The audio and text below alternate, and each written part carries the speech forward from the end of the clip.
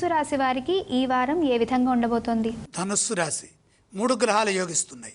6లో కుజుడు, 8లో శుక్రుడు, 3లో రాహువు. ముఖ్యమైన కార్యక్రమాల్లో విజయం ఉంటుంది. ధర్మబద్ధంగా ప్రణాళికలు సిద్ధం చేసుకుని పని మొదలు పెట్టండి. ప్రతిఫలం అనుకూలంగా వచ్చేంత వరకు కృషి చేయండి. ఉత్సాహంగా నిర్ణయాలు తీసుకుంటే మీ ప్రయత్నాలు విజయవంతమవుతాయి. అలాగే కొన్ని సమస్యలు పరిష్కరించబడతాయి. భూ సంబంధమైన ప్రయత్నాల్లో కలిసి వస్తుంది. లక్ష్మీ యోగం సహకరిస్తుంది. తెలియని ఖర్చులు కూడా ఎదురయ్యే అవకాశం ఉన్నది. సమయానుకూలంగా వ్యవహరించండి.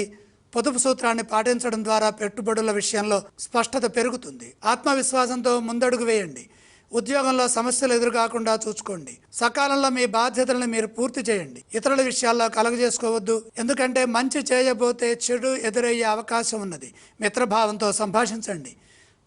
కుతర్కాలకు దూరంగా ఉండండి. వితండం చేయొద్దు. ఇదే విధంగా వ్యాపారంలో కూడా ప్రవర్తించండి. కుటుంబ సభ్యులతో కలిసి నిర్ణయాలు తీసుకోండి.